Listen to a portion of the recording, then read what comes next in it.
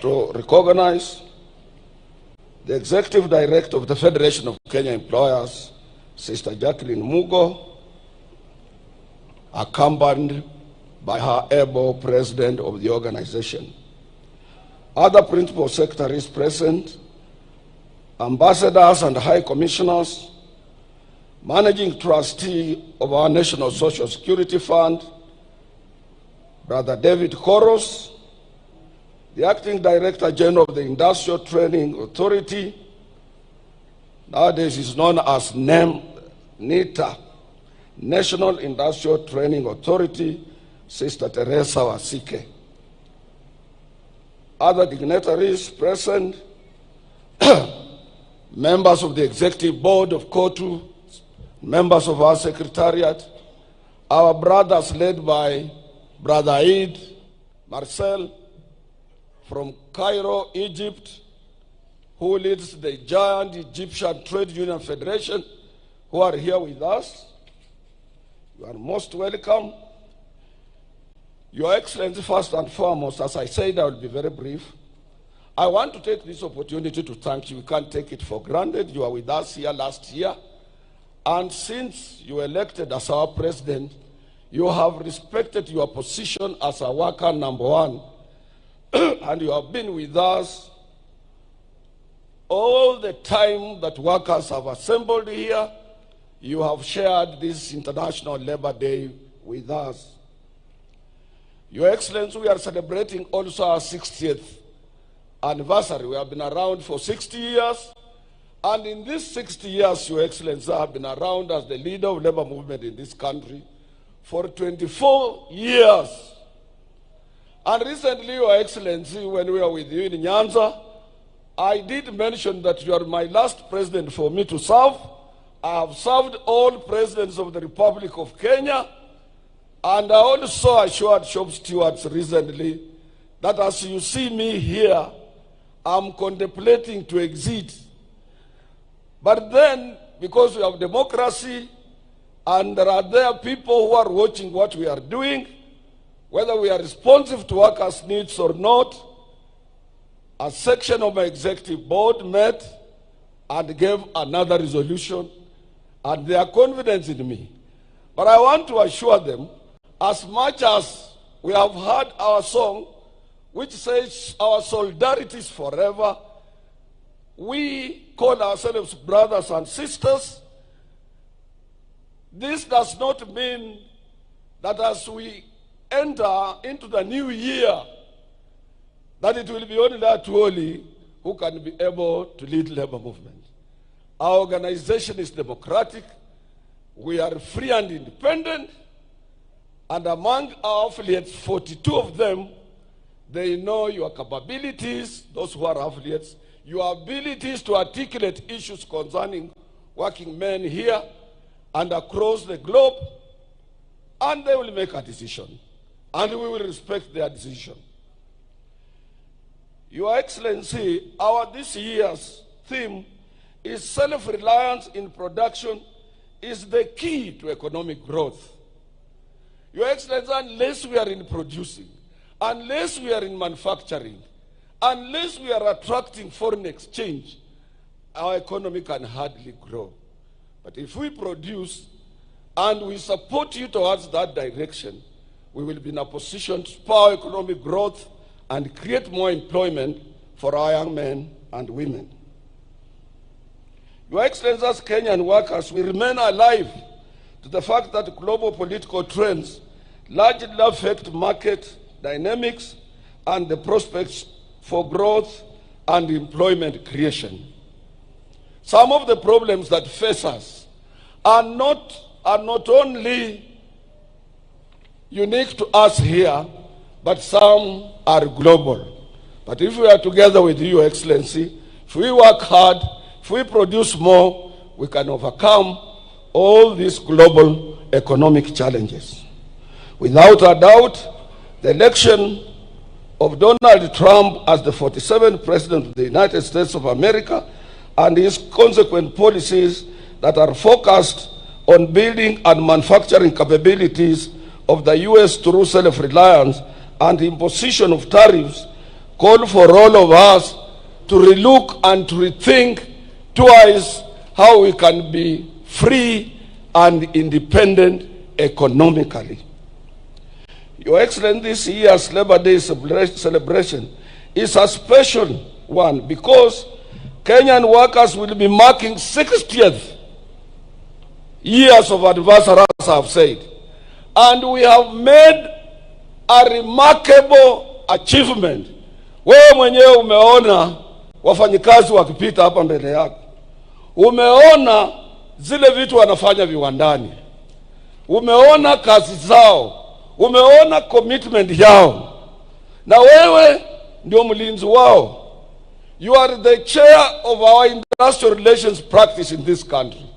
And therefore, as you sit, as you look at them, I know you think well about Kenyan workers.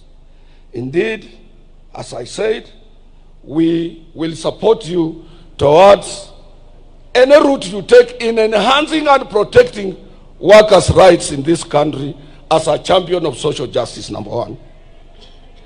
Your Excellency, on outsourcing,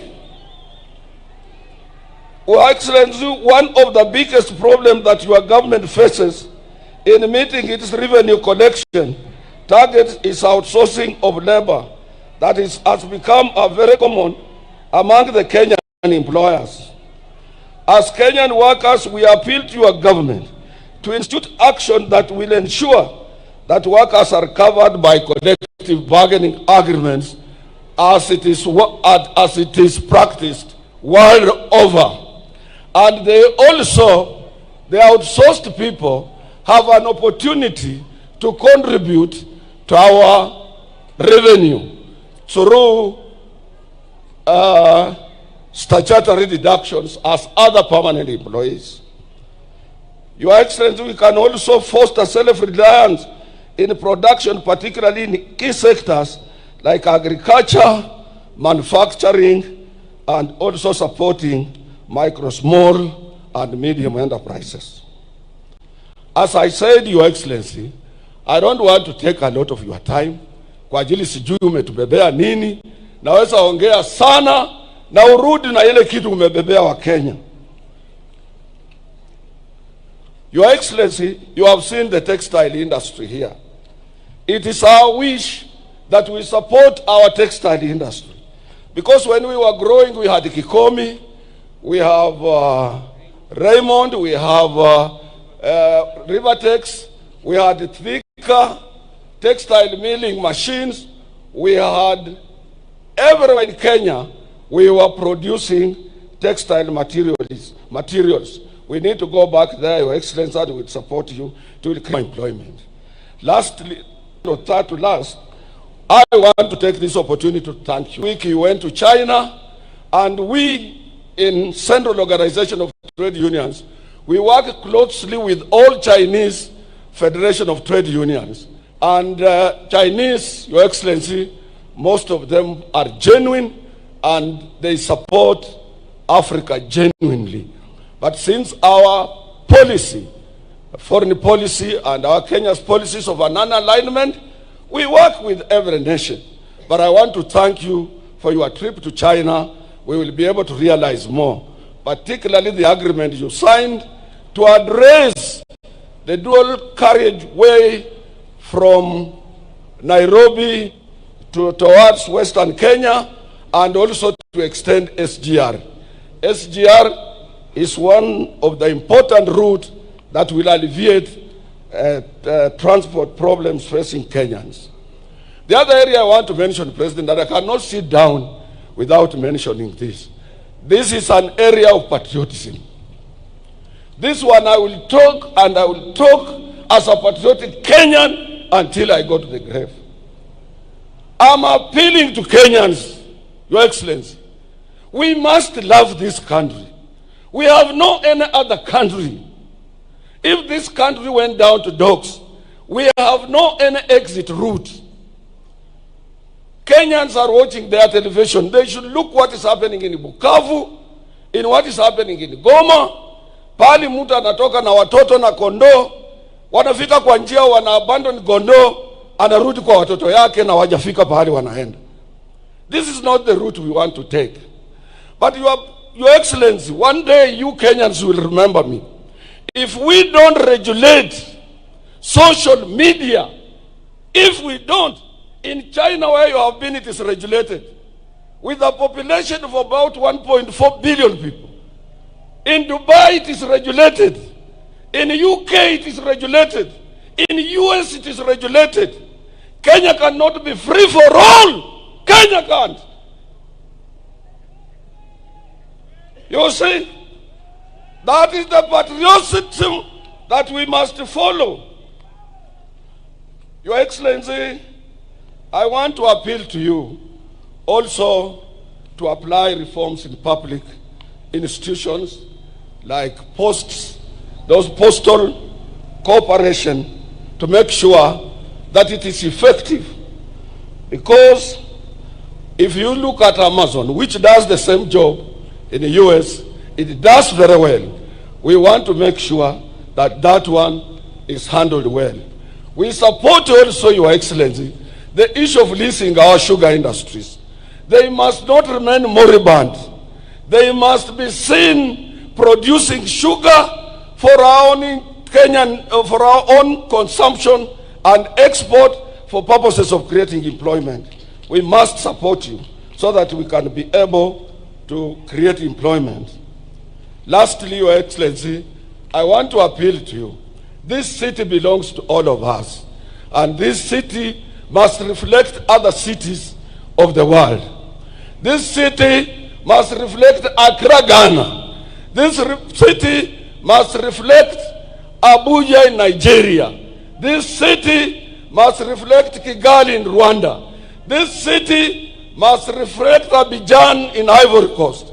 We cannot remain in a filthy city, a city of hawkers, a city of riders, a city of matatus, and when somebody arrives at the airport on Mombasa Road, is full of hawkers depicting the picture of poverty of Kenya. This must come to an end, and we are appealing to the national government to team up with the county government and make sure that we have a city. Let landlords paint their buildings, repair their pavements, and make sure Nairobi, we reclaim our lost glory of this international city. Your Excellency, we support your housing problem, and we appeal, since we are represented on that board, that workers should use their pay slips to acquire those houses. Workers have no money for deposit. We can use our pay slips to get into those houses. I appeal to you to go towards that route, Your Excellency. The other area, Your Excellency, I want to appeal to you. I want to assure you, not to appeal. I am sitting on SHA board representing workers. And I want to show Kenyans that SHA is working. SHA is now working.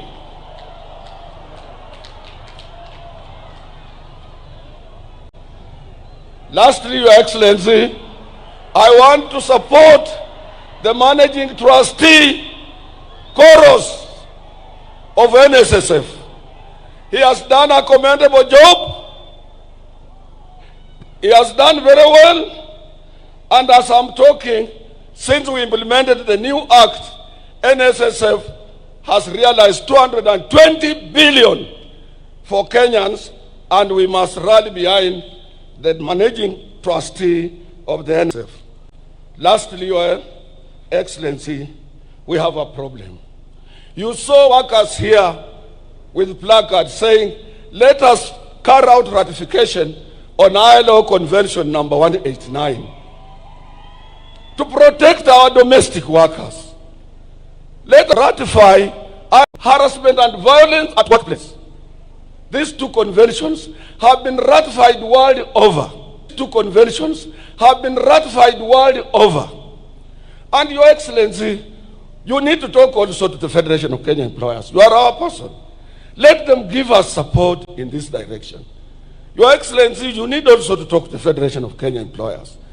That when you gave these workers 6%, to date is not fully implemented. I'm telling you for free and for sure. And there is no any time His Excellency the President has announced the year salary increase and then it becomes a subject of debate.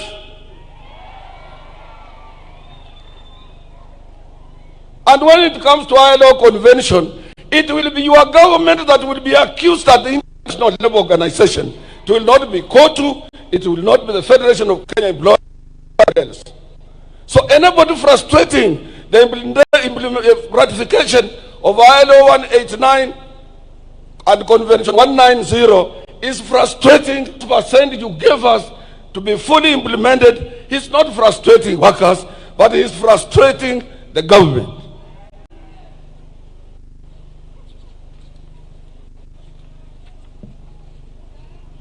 I would have gone on and on, Your Excellency, but as I said, I don't want to get you tired.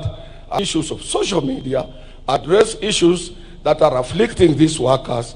If you have something, Your Excellency, the cost of living in this country is at around 45%, and that is too high for them. This is cost with some dynamics of variations in economic performance and some global economic situation that affect us as well. Your minister has tried what he can, but I will assure you, please go to his rescue, try to make sure that these workers are properly compensated. And more so, Your Excellency, what is eating in our jobs are free riders, people who are employed through the back door, outsourced at a lower rate. They don't pay taxes. They don't contribute to collective bargaining agreement. There is no any agreement binding on them. They are slaves in our industries, enslaved by employers, and Kenya as a free country can sit and see people outsourcing people. A company retrenches people, it asks its supervisor to form a company of exploitation. This can't be allowed in free Kenya. We can't allow that. Under your watch. As I promised the President, I want to be very brief because we will be talking. May I take this opportunity to invite your Honorable Minister for Labor, Dr. Mutua, who will be able to give some few words and observe other protocols for you to come and say. The other thing I'm being reminded by my deputy that I had forgotten, ni mambo ya hizi vitu tunakatwa, housing, nini, taxation. It should not be on gross salary. Hizi vitu natakana viwe on basic, so that gross, umefanya overtime, umefanya nini, it's not interfered with. That all deductions, salary deductions, statutory deductions should be at basic, not on gross, where somebody might have tried very hard to work on overtime and he doesn't realize something. My Excellency, usitishike. Iko watu wengi wanapenda kutisha sana. Government. Jaramogi left. Nilikuwa hapa when Moi was a president. After a few times there was a lot of problems. Nyinyi nyote mnajua until up 1982. Mpaka when he was leaving, kila saa watu bila Moi yote inawezekana. Nimekuwa hapa President Kibaka akiwa kwa kiti mimi. Kibaka alitengeneza kila kitu Nairobi, he improved the economy. But 2007, hawa wananchi voted him out. We had to do some ukarabati. Sasa nimekuwa hapa wakati wa Uhuru. Uhuru ni rafiki yangu sana. But you could hardly see him outside the way you are outside, you are visible everywhere. But he managed to finish his 10 years. Hawa wa Kenya unasikia ground ni mbaya. Hapa ground hapana mzuri. Ruto must go. Na sio ground ni mbaya. Unasikia hiyo? Wacha tuwache muta malema ATWOLI yeye kasi ya trade union court is not a political party. We serve the government of the day. We are not a day for the stability in the country, which will be extended to industrial stability. Wewe fanya kazi, kama iko makosa, we are principled. We will come out and say, hatufichi. Kama iko watu ambao ni corrupt, we will tell you and take action. Na usitishwe. Let me take that. Brother Mutua, waziri, kuja uongee, alafu hizo protocols zingine utaangalia za kuinvite His Excellency the President. President, I thank you very much for